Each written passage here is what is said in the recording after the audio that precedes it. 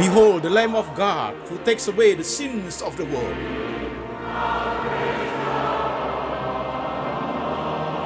Jesus said, I am the way, the truth, and the life. No one come to the Father but by me.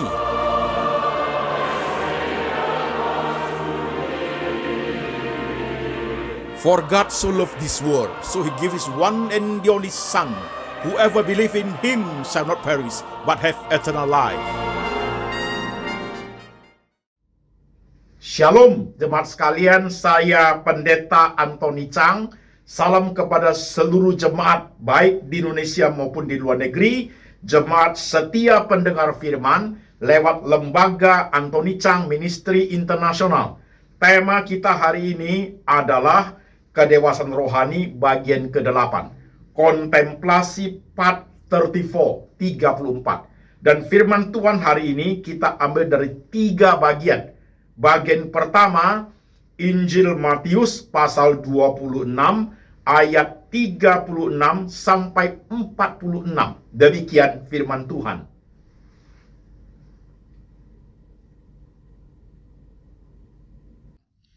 Maka sampailah Yesus bersama-sama murid-muridnya ke suatu tempat yang bernama Getsemani. Lalu ia berkata kepada murid-muridnya, "Duduklah di sini, sementara aku pergi ke sana untuk berdoa." Dan ia membawa Petrus dan kedua anak Zebedius sertanya. Maka mulailah ia merasa sedih dan gentar. Lalu katanya kepada mereka, "Hatiku sangat sedih, seperti mau mati rasanya. Tinggallah di sini dan berjaga-jagalah dengan aku." Maka ia maju sedikit, lalu sujud dan berdoa, katanya, "Ya Bapakku, jikalau sekiranya mungkin, biarlah cawan ini lalu daripadaku. Tetapi janganlah seperti yang ku kehendaki, melainkan seperti yang Engkau kehendaki." Setelah itu ia kembali kepada murid-muridnya itu dan mendapati mereka sedang tidur. Dan ia berkata kepada Petrus, "Tidakkah kamu sanggup berjaga-jaga 1 jam dengan aku? Berjaga-jagalah dan berdoalah, supaya kamu jangan jatuh ke dalam pencobaan. Roh memang penurut, tetapi daging lemah." Lalu ia pergi untuk kedua kalinya dan berdoa, katanya, "Ya Bapakku, jikalau cawan ini tidak mungkin lalu, kecuali apabila aku meminumnya, jadilah kehendakmu." Dan ketika ia kembali pula, ia mendapati mereka sedang tidur, sebab mata mereka sudah berat. Ia membiarkan mereka di situ, lalu pergi dan berdoa untuk ketiga kalinya, dan mengucapkan doa yang itu juga. Sesudah itu ia datang kepada murid-muridnya dan berkata kepada mereka, "Tidurlah sekarang dan istirahatlah. Lihat, saatnya sudah tiba bahwa Anak Manusia diserahkan ke tangan orang-orang berdosa. Bangunlah, marilah kita pergi. Dia yang menyerahkan aku sudah dekat." Amin. Firman Tuhan bagian kedua dari Injil Matius pasal 8 ayat 1 sampai 4. Demikian firman Tuhan.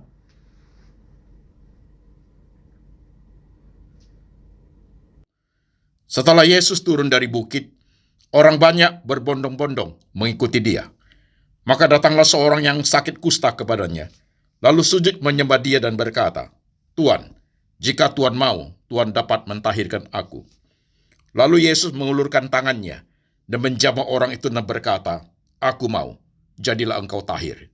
Seketika itu juga lahirlah orang itu daripada kustanya. Lalu Yesus berkata kepadanya, "Ingatlah, jangan engkau memberitahukan hal ini kepada siapapun, tetapi pergilah, perlihatkan dirimu kepada imam, dan persembahkanlah persembahan yang diperintahkan Musa sebagai bukti bagi mereka." Amin. Firman Tuhan bagian ketiga dari kitab 2 Korintus 12 ayat 7 sampai 10. Demikian firman Tuhan.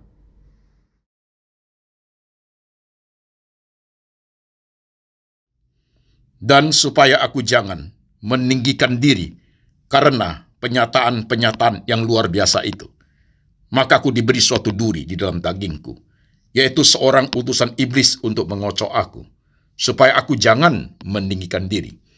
Tentang hal itu, Aku sudah 3 kali berseru kepada Tuhan, supaya utusan iblis itu mundur daripadaku.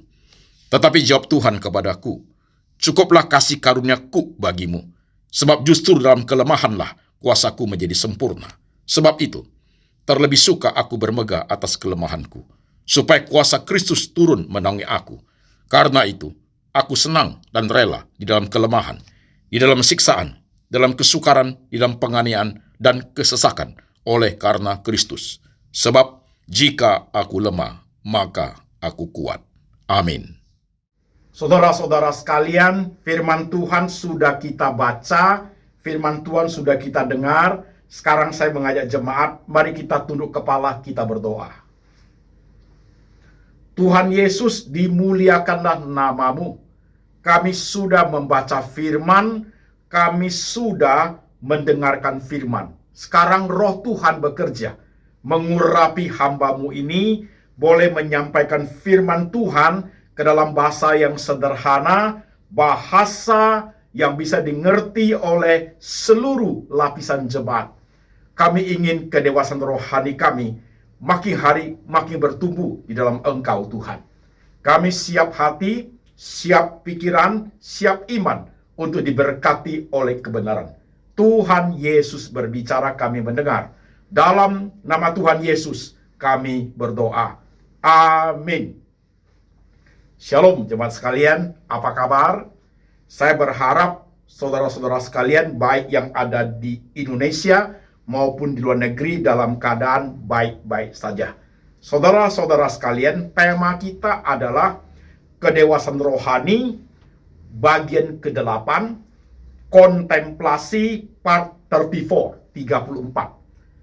Seperti biasanya saudaraku, dalam kedewasaan rohani bagian ke-8 ini, kedewasaan rohani part 8 ini saudaraku adalah hasil daripada integrated beberapa khotbah seri yang sudah saya khotbahkan di YouTube channel Lembaga Anthony Chang Ministry International.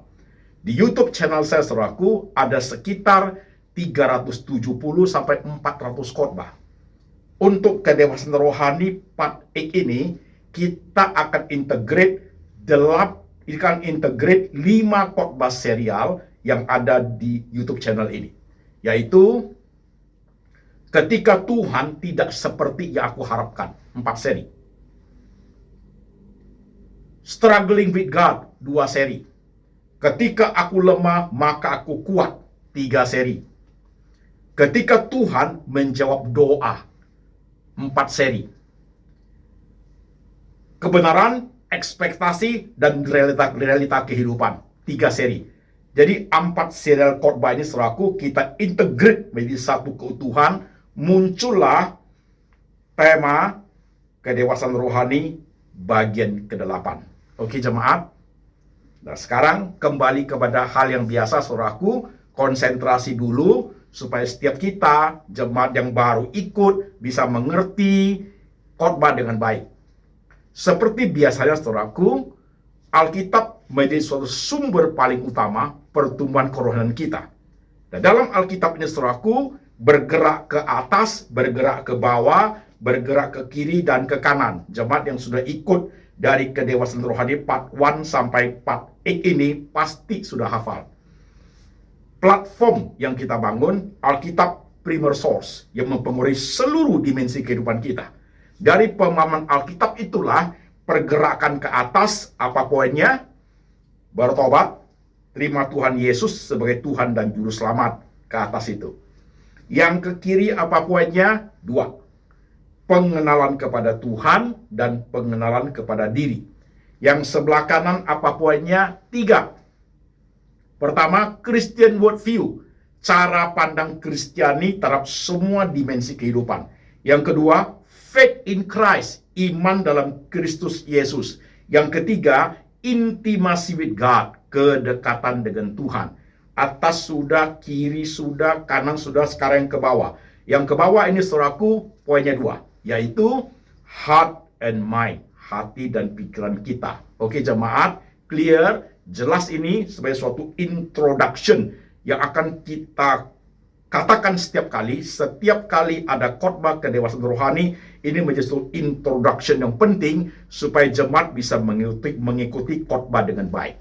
Oke, kita lanjut satu step lagi. Saudara perlu memperhatikan. Kedewasaan rohani, part 8 ini saudaraku, kita membahas tentang ekspektasi dan realita. Ekspektasi dan realita. Ekspektasi adalah suatu pengharapan. Realita adalah suatu kenyataan, saudaraku. Nah, perlu kita pahami adalah ketika ekspektasi sama dengan realita, itu tidak jadi masalah. Ekspektasi sama dengan realita, no problem at all. Tetapi menjadi problem, menjadi suatu masalah kehidupan, menjadi suatu masalah kehidupan dalam hal kerohanian, hubungan kita dengan Tuhan adalah pada saat ekspektasi itu tidak sama dengan realita. Apa yang kita harapkan tidak seperti kenyataan yang kita lihat, saudaraku. Inilah masalahnya. Oke, jemaat. Sekarang pelan-pelan saya akan step by step. Karena khotbah kedewasaan rohani part 8 ini, saudaraku, kita memakai cara berpikir level analisa dan sintesa. Level analisa dan sintesa. Maka saudara perlu menyimak dengan baik. Level kognitif level yang kita pakai, saudaraku, adalah level analisa dan sintesa. Saudara memperhatikan. Baik, saudara-saudara sekalian, kita start ya. Perhatikan. Dalam platform ini, atas, bawah, kiri, dan kanan, setelah kita percaya Tuhan Yesus sebagai Tuhan dan Juru Selamat, pasti pertama yang muncul adalah pengenalan diri kita kepada Tuhan. Yang sebelah kiri ini, saudaraku. Knowing God and knowing self. Itu akan bertumbuh. Pengenalan diri kepada Tuhan, dan sebelah sini itu adalah intimacy with God. Ketika kita pengenalan kepada Tuhan bertumbuh, maka kedekatan intim dengan Tuhan itu juga mulai tumbuh, saudaraku. Inilah proses daripada perjalanan kerohanian setiap orang percaya, baik orang Kristen maupun Katolik. Oke, jemaat, lanjut. Dalam proses pertumbuhan kerohanian seperti itu, knowing God, intimacy with God, dia bertumbuh berbaringan. Disitulah permasalahan hidup kita, problem kehidupan kita, saudaraku, kita bawakan dalam doa. Kebutuhan hidup, kita naikkan semua kebutuhan kita dalam doa. Nah, waktu kita menaikkan kehidupan kita, kebutuhan hidup kita lewat doa, saudaraku, terjadilah beberapa hal yang membuat kerohanian kita itu jatuh bangun dalam proses pertumbuhan itu. Saudara perlu menyimak. Poin pertama, dalam proses kita berdoa, saudara sekalian, temanya di YouTube channel ada ketika Tuhan menjawab doa, 4 seri, saudara sekalian. Tuhan bisa menjawab pergumulan hidup kita. Tuhan bisa menjawab doa kita dengan kata wait, tunggu. Tuhan juga bisa menjawab pergumulan doa kita dengan kata yes, Tuhan kasih. Tuhan juga bisa menjawab pergumulan doa kita dengan kata no, Tuhan tidak kasih. Ini yang pertama dulu, kedewasaan rohani part 8 harus dipahami, first step-nya ini dulu. Tuhan bisa jawab wait, Tuhan bisa jawab no, Tuhan bisa jawab yes. Alkitabiannya apa, Pak Pendeta? Dasar Alkitab primer source-nya apa, Pak? Sehingga kita boleh memahami dalam menaikkan doa itu, Tuhan bisa jawab yes, Tuhan bisa jawab no, Tuhan bisa jawab wait. Ayat-ayat yang kita baca, 3 perikop, saudaraku. Dari Injil Matius, tentang si kusta, juga tentang Yesus doa di Taman Getsemani. Dari Korintus, tentang Rasul Paulus bergumul tentang duri dalam daging, saudaraku. Itu Alkitabiah. Perhatikan, saya menjelaskan pelan-pelan, jemaat sekalian. Ketika si kusta itu, dia badannya penuh dengan kusta, dia datang kepada Tuhan dan dia berdoa. Dia memohon, Tuhan, jika Tuhan mau, Tuhan dapat mentahirkan aku. Yesus menjamah orang itu dan berkata, aku mau, jadilah engkau tahir. God say yes. Alkitabiah kan, saudaraku, Tuhan bilang ya, sembuh itu si kusta. Bagian kedua, saudaraku, waktu Rasul Paulus berdoa, ketika dia mengalami duri dalam daging, istilah duri dalam daging itu possibility yang sangat besar, Paulus sedang mengalami gangguan penglihatan, hampir buta, saudara sekalian. Maka Paulus berdoa supaya duri daging dalam daging itu dicabut daripadanya. Tuhan bilang, cukup kasih karuniaku bagimu. Justru dalam kelemahanmu lah kuasaku menjadi sempurna. God say no. Jelas saudaraku ya, clear ya. Si kusta Tuhan bilang iya. Terhadap permohonan doa Rasul Paulus, Tuhan bilang tidak. Kemudian satu lagi, terhadap permohonan doa Yesus di Taman Getsemani, Bapa, jikalau mungkin cawan pahit ini berlalu daripadaku. Cawan pahit itu naik ke atas kayu salib, saudaraku. Jikalau mungkin cawan pahit ini berlalu daripadaku, but not my will, let thy will be done. Tapi bukan kehendakku, biarlah kehendakmu yang jadi. God say no. Maka Yesus dimatikan di atas kayu salib. Clear, jemaat sekalian, oke? Jadi dalam kehidupan kita sebagai orang Kristen, sebagai orang Katolik, kehidupan doa kita dalam problem kebutuhan hidup kita, ada dimensi Tuhan menjawab yes, ada dimensi Tuhan menjawab no, dan ada dimensi Tuhan menjawab wait. Wait-nya di mana, Pak? Kalau kita melihat di kitab Perjanjian Lama tentang Habakuk, Habakuk adalah seorang nabi yang dipakai Tuhan untuk melayani umat Israel yang sedang dijajah oleh suku Kasdim. Penantian Habakuk begitu lama, maka dia berteriak, berapa lama Tuhan aku berteriak, kau tidak tolong? Habakuk melayani umat Israel dalam posisi wait. Oke, saudaraku, clear ya? Ini first step yang harus dipahami dalam kedewasaan rohani part 8. Selalu ada dalam dimensi hidup ini, God say yes, wait, and no. Jangan pernah bilang tidak ada. Suatu kedewasaan rohani harus bisa melihat bagian itu. Suatu fakta hidup yang kita alami. Oke jemaat, jelas, clear, kita masuk satu step lagi. Saudara-saudara sekalian, ketika kita memahami Tuhan bisa jawab yes, Tuhan bisa jawab no, Tuhan bisa jawab wait, maka mulailah kita melihat dimensi kehidupan kita. Kebutuhan kehidupan kita, problem kehidupan kita, antara masalahnya antara kepentingan diri kita sendiri dengan pemahaman kita tentang Tuhan. Nah, saudaraku, perlu menyimak dengan tepat, perhatikan dengan baik. Untuk masalah-masalah kehidupan yang normatif, masalah problem kehidupan yang biasa-biasa saja, terjadi wait, yes or no, bagi kita kadang dia normatif, dia biasa-biasa saja, terkejutnya, tanda tanyanya hanya kecil saja, saudaraku. Boleh dikatakan istilahnya hanya suatu riak kecil, ombak kecil. Tuhan begitu ya?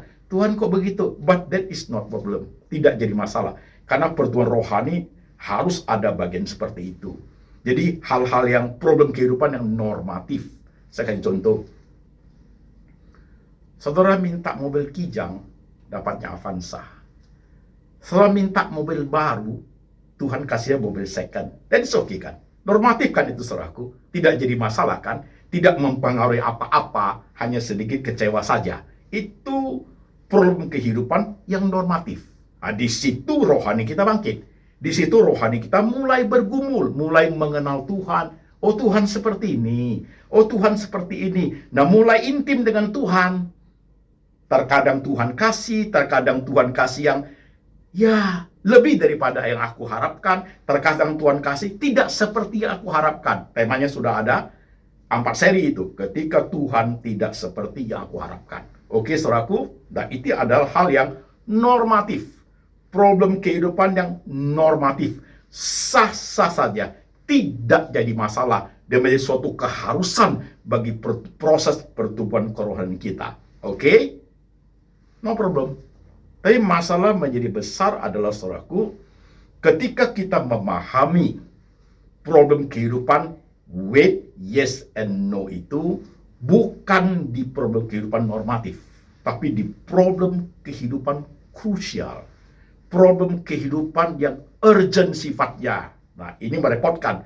Inilah center daripada tema kedewasaan rohani bagian ke-8. Jemaat harus konsentrasi. Ketika masalah yang krusial itu terjadi, saudaraku, dia bukan normatif, dia krusial. Contohnya apa, Pak Pendeta?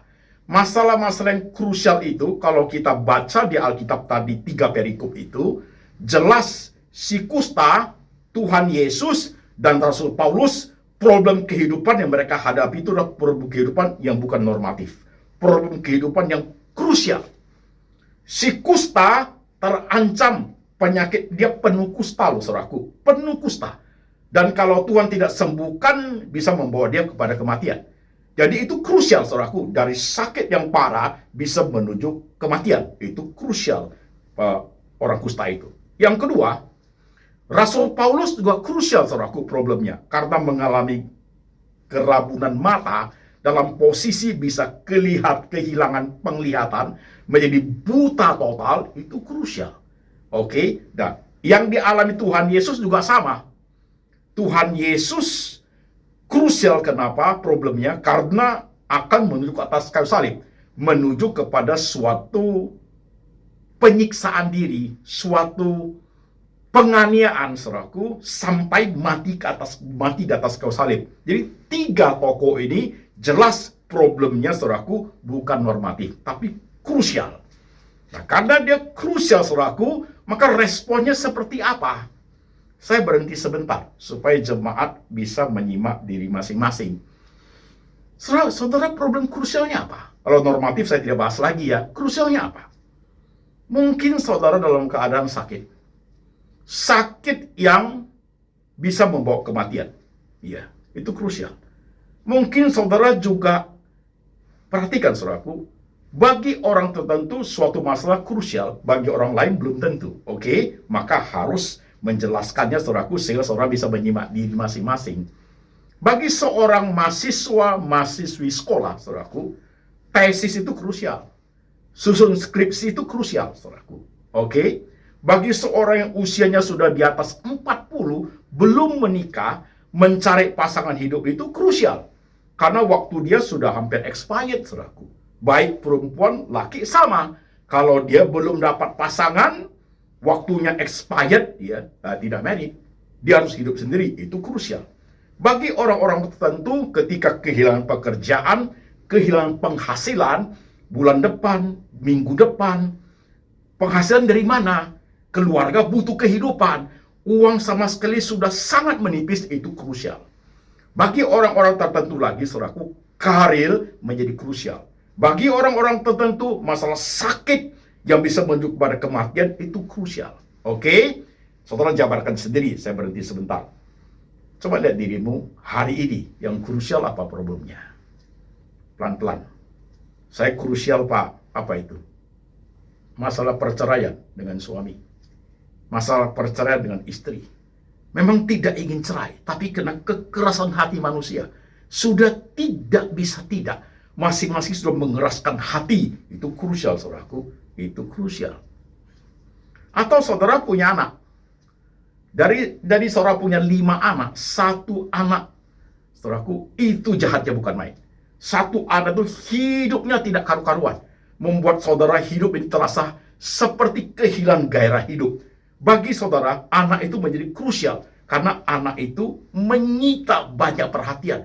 Membuat hidup ini jadi susah. Membuat hidup ini pagi, siang, malam jadi dak-dikduk. Karena anak itu selalu menciptakan masalah besar. Itu krusial, saudaraku. Oke? Nah, sekarang pelan-pelan. Ketika problem krusial itu muncul, saudara sekalian, seperti kusta, seperti Paulus, seperti si kusta, seperti Paulus, seperti Tuhan Yesus, dan seperti yang saya jabarkan, saudara sekalian, saya pun pernah melewati problem krusial, saudaraku, yaitu ketika saya harus dioperasi bypass jantung. Kalau gagal, mati, saudaraku. Saya juga mengalami problem krusial ketika terjadi pendarahan mata. Kalau gagal operasi, buta total. Itu krusial, men. Oke? Menyimak. Nah, sekarang kita masuk. Saudara-saudara sekalian, pada saat kita mengalami problem krusial seperti itu, bisa terjadi 2 hal dalam hidup kita. Bisa terjadi kegoncangan platform yang kita bangun. Yang tadi ini, saudaraku. Alkitab Primary Source, di atas, kiri, kanan, dan bawah, ketika kita menghadapi problem yang krusial sifatnya, ya, yang bisa sampai mengancam kematian, ya, sakit yang bertahun-tahun di kandung badan sampai mati, atau terjadi perceraian, atau kehilangan status keluarga, atau kehilangan finansial, kehilangan pekerjaan, apapun itu yang bagi you and me itu krusial, saudaraku. Platform yang kita bangun ini, kegoncangannya di mana, Pak Pendeta? Terjadinya gimana? Saudara perhatikan. Jikalau problem krusial terjadi, ancaman terhadap platform yang kita bangun itu di mana? Satu, di knowing God, di knowing God-nya, pengenalan kepada Tuhan. Dua, di intimasi with God-nya. Intimasi with God-nya bisa terancam, terjadi friksi, terjadi pecah berkeping-keping. Knowing God-nya menjadi negatif, saudaraku. Itu terjadi. Maka saudara menyimak. Oke, pelan. Saudara sekalian, ketika ini terjadi kegoncangan ini, knowing God-nya menjadi negatif, itu jadi bahaya. Lihat, saya menjelaskan dengan cara bahasa yang simpel, saudaraku.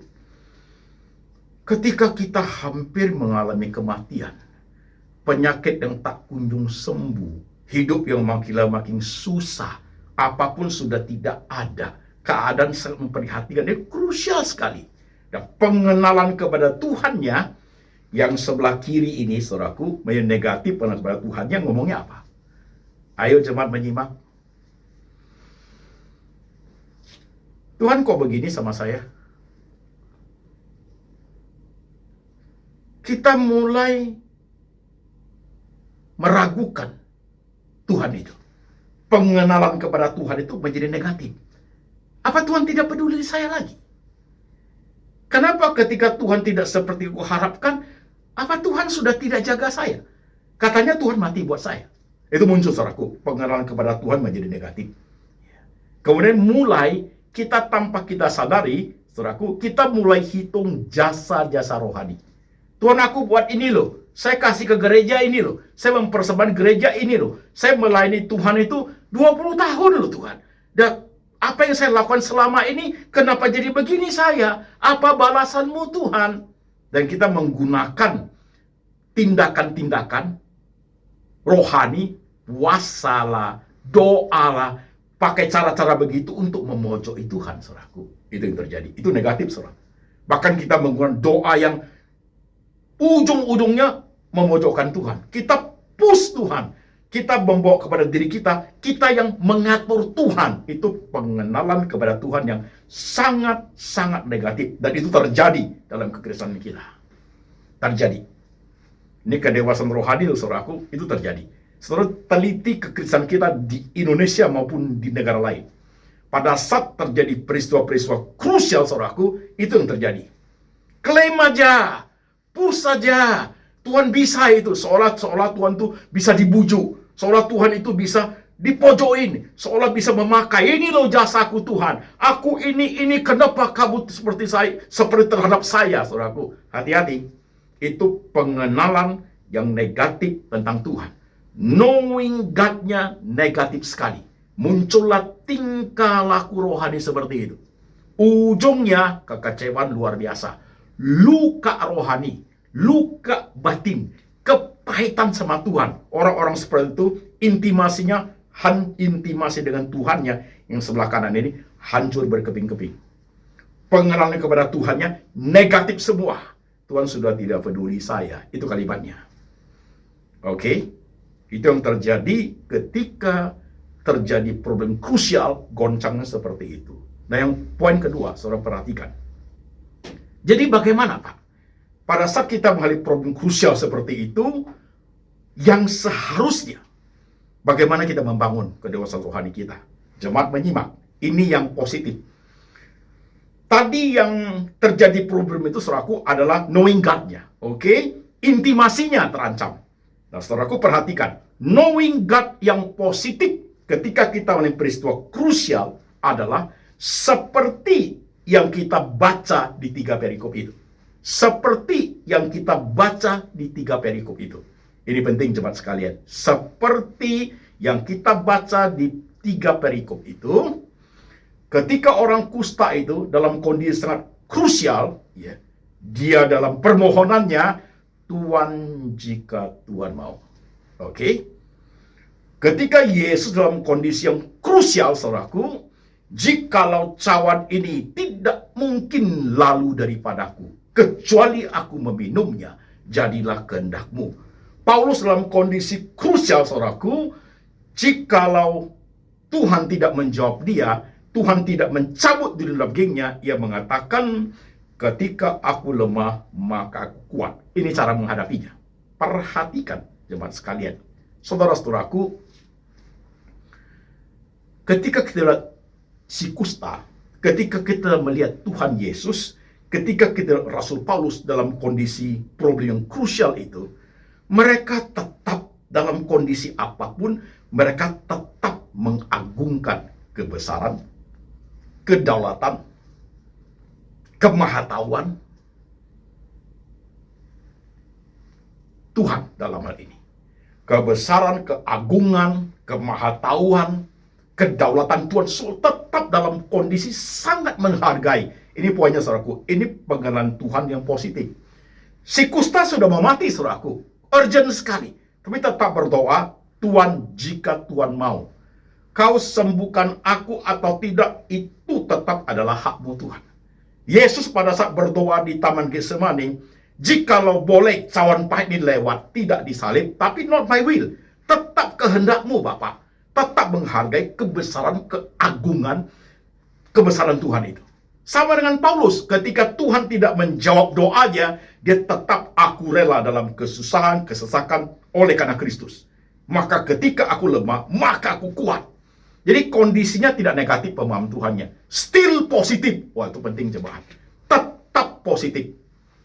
Ini yang menjadi suatu center daripada pemahaman kedewasaan rohani setiap orang percaya di kehidupan kita maupun di tokoh-tokoh Alkitab yang tertulis di sini, jemaat sekalian. Yesus menjadi contoh sentral dalam hal itu. Wah, ini menarik sekali. Jemaat, perhatikan, meneliti. Saudaraku, waktu kita memahami poin seperti ini, tentunya memang tidak mudah. Tidak mudah loh. Kalau Tuhan bilang yes, kita pasti senang. Tapi kalau Tuhan bilang no, saudaraku, pasti nggak enak hati kita. Secara manusia, perasaan kita itu masuk ke dimensi hidup yang tidak biasanya. Masuk ke dimensi hidup yang sakitnya harus ditanggung seumur hidup. Masuk ke dalam dimensi hidup yang tidak seperti dulu lagi enaknya. Tidak terbiasa, saudaraku. Tapi ini yang harus kita pahami. Si kusta kalau Tuhan tidak sembuhkan, mungkin perjalanan dia sudah mati di jalan atau dirajam orang. Paulus kalau Tuhan tidak sembuhkan, saudaraku, ya dia buta. Yesus kalau Tuhan say no, ya tidak boleh tetap minum cawan, Yesus akan mati di atas kayu salib, saudara. Kan begitu kan? Nah, sekarang perhatikan dengan baik. Saudara-saudara sekalian, sekarang masuk ke kontemplasi ini, ke kontemplasi. Pada saat kita menghadapi problem-problem yang krusial, saudaraku, posisi kita adalah posisi wait. Posisi wait. Posisi wait, posisi menunggu untuk Tuhan bilang yes atau no. Oke? Posisi wait untuk Tuhan bilang yes atau no. Ini kontemplasinya. Perhatikan. Ini penting jemaat. Saudara-saudara sekalian, suatu kedewasaan rohani yang baik adalah waktu dalam posisi wait, menunggu jawaban Tuhan, yes atau no, saudaraku, kita sudah harus punya suatu kedewasaan rohani yang bergerak kedua arah. Kalau Tuhan say yes, kita responnya apa? Kalau Tuhan say no, kita responnya apa? Ini menjadi penting, saudaraku. Saya kasih contoh, saya pernah melewati bagian seperti itu, saudara sekalian. Tadi saya mengatakan ketika saya kena serangan jantung di Penang, di hotel sendirian, dalam posisi hampir mati, saudaraku. Saya berdoa, Tuhan, aku sudah mau operasi, saya ingin hidup, tapi keadaan serangan jantung seperti ini, Engkau mau apa kepada aku ikut Tuhan. Dalam posisi menunggu yes or no dari Tuhan, saudaraku, aku respon. Kalau Tuhan bilang yes, Tuhan sembuhkan aku. Kalau Tuhan bilang no, saya harus pulang ke rumah Bapak, saudara sekalian. Aku akan melaluinya. Pakai katakan Tuhan Yesus. Jikalau cawan pahit tanda kutip ini tidak lalu daripadaku, kecuali aku meminumnya. Jikalau sakit serangan jantung ini tidak sembuh daripadaku, dan aku harus mati, aku akan menjalaninya. Posisi seperti itu. Tapi Tuhan jawabnya bukan no. Tuhan jawabnya bukan saya harus meninggal, saudaraku. Tuhan jawabnya, Tuhan sembuhkan saya. Waktu lewatin operasi, saudaraku, saya sembuh. Saya respon loh. Ketika yes, saya harus buat apa? Ketika no, saya buat apa? Termasuk tentang mata yang hampir buta ini. Pada saat posisi pendarahan total, saudaraku, jadi kanan sudah buta dia. Tinggal kiri juga penglihatan tinggal 16%. Posisi saya seperti apa? Memahami Tuhan. Secara manusia, saya minta Tuhan sembuhkan saya. Sama seperti Paulus. Secara manusia saya ingin. Tapi ketika menjalani seperti itu, dalam doa, suatu kedewasan rohani meresponi problem yang krusial sifatnya, aku pengen lihat Tuhan. Supaya bisa lihat istri, lihat anak, lihat Bible, dan aku bisa melayani. Gampang saya kemana-mana karena aku bisa melihat. Tetapi kalau harus buta, aku akan menjalannya juga. Dan Tuhan jangan tinggalkan saya. Waktu berdoa seperti itu, mata saya berkaca-kaca, saudaraku. Rasanya pengen nangis. Tapi teringat dokter ngomong, kamu tidak boleh nangis. Dokter matanya ngomong. Karena pada saat kamu menangis, pressure ke retina mata itu akan menyebabkan pendarahan lagi. Menangis pun tidak boleh. Jadi jemaat sekalian, dalam respon kedewasaan rohani itu, Tuhan, aku ingin Tuhan bilang yes, mataku sembuh. Dan jikalau Tuhan bilang no, aku tetap akan menjalannya dalam dunia orang buta. Itu mengerikan, gelap semua, tapi harus tetap dijalani. Itu kedewasaan rohani, saudaraku. Fakta yang ada, ekspektasi saya bisa melihat. Tapi kalau realitanya terjadi tidak, saudaraku, aku harus menjalaninya. Ketika ekspektasi supaya bisa melihat, realitanya Tuhan sembuhkan. Aku harus merespon dengan baik juga. Tuhan tidak sembuhkan saya semua. Mata kanan tetap buta, mata kiri ini bagus, bisa kelihatan, tapi tidak sempurna. Saya bisa melihat 98% sekarang, tapi kondisinya tidak terlalu baik. Harus dijaga dengan teliti, jemaat sekalian. Nah, saudaraku, waktu kita memahami poin-poin seperti ini, saya mau kembali kepada jemaat. Masalah krusialmu itu apa? Jadi waktu saudara kontemplasi 5 menit di Starbucks, 10 menit di kantor, setengah jam di dalam mobil, 1,5 jam dalam pesawat, 1 jam di rumah, dalam kondisi problem yang sangat krusial, saudaraku. Dan saudara dalam posisi wait. Yuk siapin 2 arah, jemaat sekalian. Siapin 2 arah. Tuhan, posisi kontemplasi ya. Siapin 2 arah dalam posisi wait. Saya ambil contoh yang sakit dulu. Tuhan, aku pengen sembuh. Tetapi kalau engkau bilang no, aku harus menjalaninya.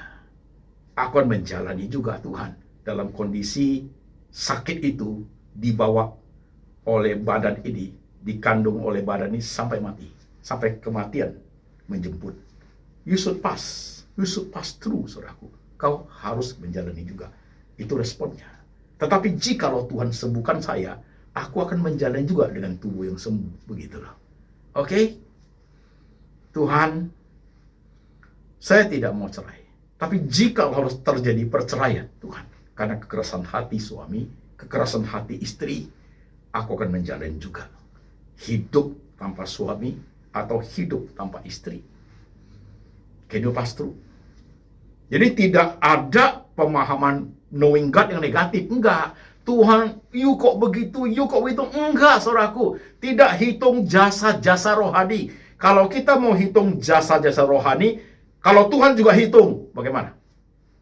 You mau hitung jasa rohani, kematianku di atas kayu salib, di arak-arak, mau seberapa besar jasanya? Kan tidak bisa, saudaraku, kan? Tidak bisa main di areal dimensi spiritual yang seperti itu, jemaat. Tidak bisa. Tuhan Yesus perfect loh memberi ajaran kepada kita. Jikalau cawan pahit ini tidak mungkin lalu kecuali aku meminumnya, jadilah kehendakmu. Tuhan itu bukan Tuhan yang lupa. Bukan Tuhan yang, oh ternyata you begitu ya. Oh ternyata kamu berjasa ya.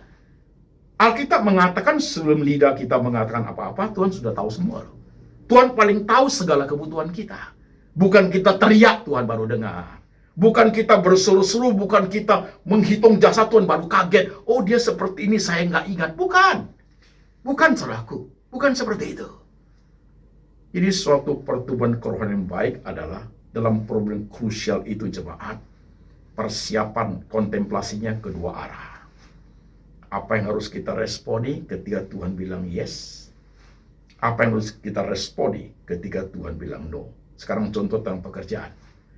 Jika kalau pekerjaanmu Tuhan bilang no, nggak dapat itu pekerjaan. Saudara harus buat apa? You harus jalani itu loh. Dan harus cari pekerjaan lain. Jangan berharap lagi kepada pekerjaan yang kamu ingini. Cari pekerjaan berbeda. Itu sudah pasti, saudaraku. Jadi posisi kita sebagai orang percaya dalam kedewasaan rohani part ini, saudaraku. Whatever happen, mau susah, mau senang, tetap ikut Yesus. Dalam kondisi God say yes, thank you. Dalam kondisi God say no, belajar seperti Paulus. Ketika aku lemah, maka aku kuat. Lalui. Belajar seperti Tuhan Yesus. Jikalau cawan pahit ini harus aku minum, jadilah kehendakmu. Itu rohani, saudaraku. Itu rohani. Coba pelan-pelan menyimak hidupmu, saudaraku. Coba pelan-pelan. Kalau problem normatif, kita tidak bahaslah. Tapi kalau problem krusial, kadang-kadang orang sakit hati sama Tuhan. Kembali ke YouTube channel saya yang temanya Disappointed with God, kecewa sama Tuhan. Karena seolah Tuhan kok begitu sama saya. Enggak, saudaraku. Tuhan bukan Tuhan yang telat, bukan Tuhan yang lupa, bukan Tuhan yang, sorry ya, aku tidak sense kepada keadaanmu seperti itu. Sorry ya, aku sibuk. Bukan, saudaraku. Itu bukan Tuhan. Maka dalam kedalaman kerohanian, suatu ketenangan batin, suatu ketenangan jiwa yang stabil. Pernah dengar lagu Be Still My Soul, tenanglah hai jiwaku? Pernah dengar lagu itu? Dalam menghadapi crucial problem itu, kalau you harus lewati, you pass through. Itulah kerohanian, saudaraku. Itulah kedewasaan rohani ini, part 8 ini. Oke? Apapun itu yang kamu hadapi, kontemplasi. Tuhan, jikalau aku harus melewati itu, kuatkan aku untuk menjalaninya. Good. Tuhan, jikalau penyakitku tidak kunjung sembuh lagi, aku harus sakit seumur hidup sampai ujung maut menjemput aku juga akan menjalaninya. Mantap yuk. Tuhan, jikalau anakku yang paling jahat itu tidak pernah berubah, dan aku harus menjalaninya, aku akan jaga dia juga. Ya.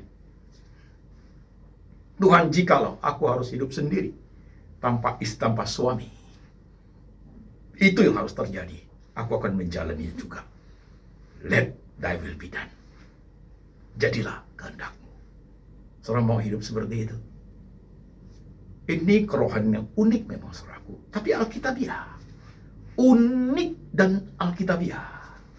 Satu kedewasaan rohani yang mencerminkan kedalaman, mengerti kebesaran, keagungan, kedaulatan tentang Tuhan itu.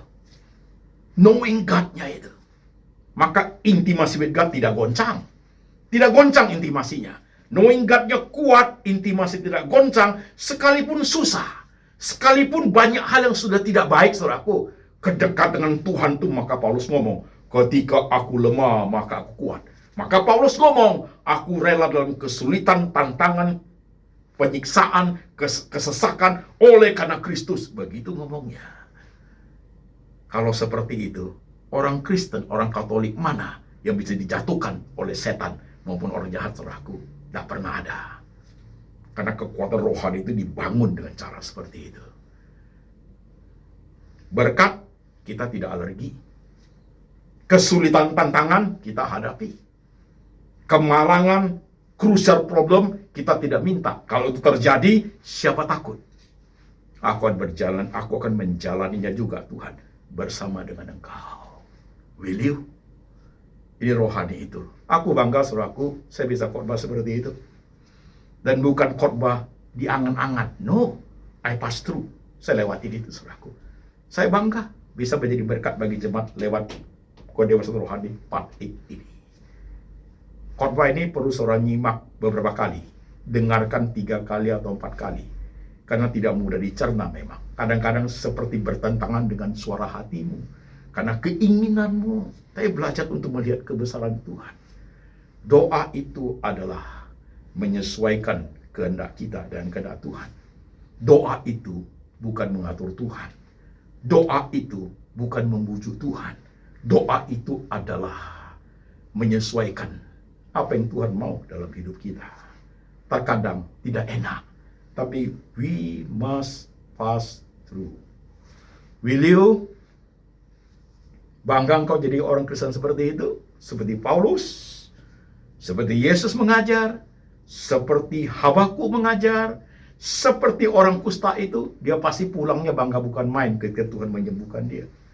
Karena dia tahu bagaimana dia harus hidup ketika God say yes. Bawa pulang firman ini, jemaat sekalian. Apapun yang kamu hadapi hari ini, yang paling pahit sekalipun, bilang sama Tuhan,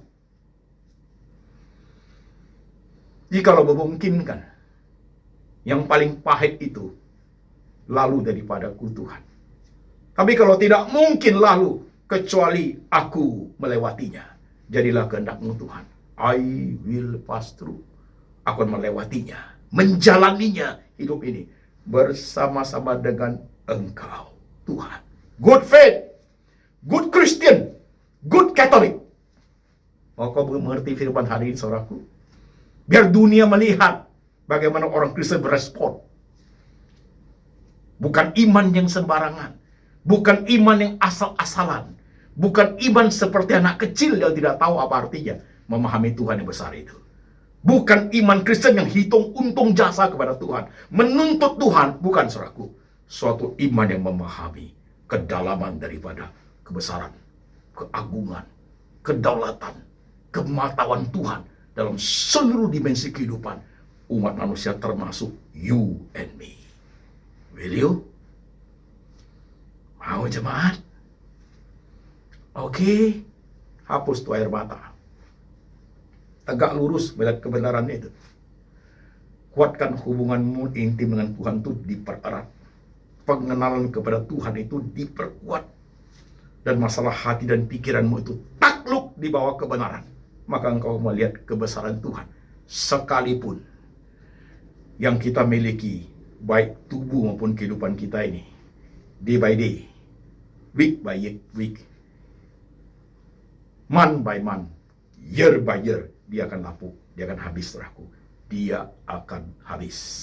Tapi Tuhan tidak pernah tinggalkan kita. Never. Tuhan itu ada bersama kita untuk selama-lamanya.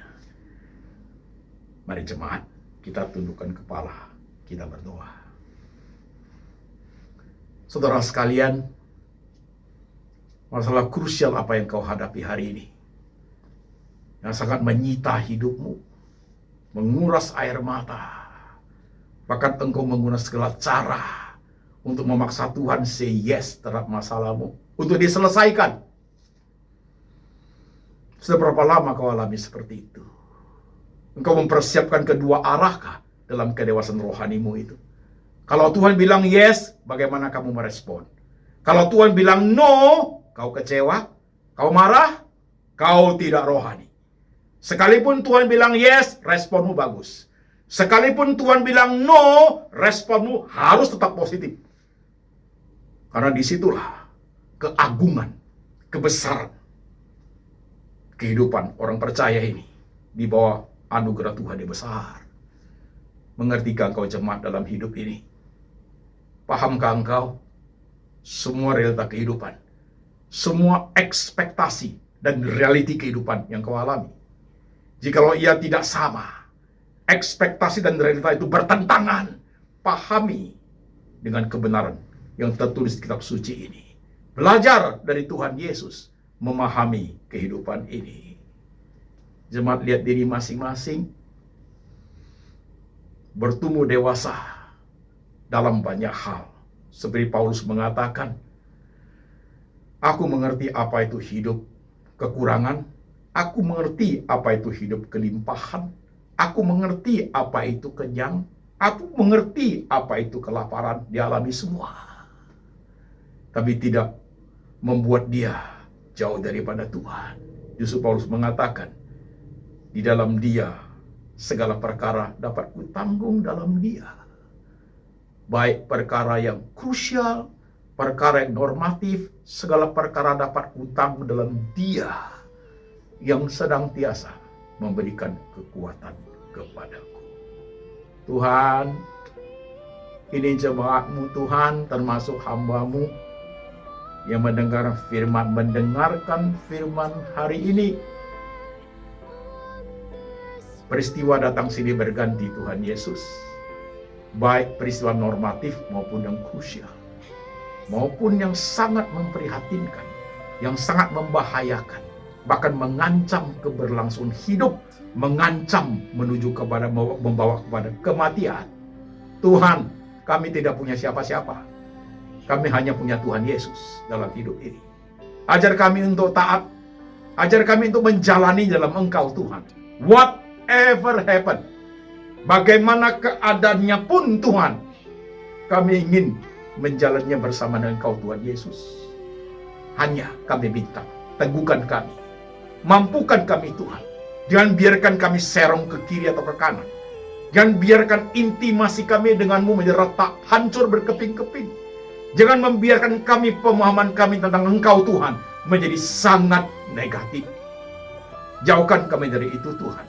Bahwa kami makin hari makin mendekat kepada Engkau. Bahwa kami makin hari makin memahami Engkau Tuhan. Terima kasih. Perhatikan jemaat-Mu yang sedang tertunduk kepalanya. Kau paling tahu apa yang mereka hadapi hari ini Tuhan. Teguhkan lewat firman hari ini. Dewasakan kerohanian mereka ya Tuhan. Apapun problem mereka, tangan Tuhan selalu menyertai mereka. Hamba berdoa Tuhan Yesus, letakkan tangan-Mu di kepala mereka. Letakkan tangan-Mu di hati mereka Tuhan. Meteraikan firman hari ini. Perbaharui, teguhkan iman jemaat. Dan biar berkat ini turun atas mereka. Kasih dari Bapa dari surga turun atas jemaat. Yesus Kristus gembala yang baik, pemelihara jiwa. Dan Tuhan Roh Kudus menyertai jemaat. Mengingatkan tentang kitab suci. Hidup seturut dengan firman. Sampai selama-lamanya. Sampai Tuhan datang kembali menjemput setiap orang percaya. Dalam nama Tuhan Yesus kami berdoa. Amin.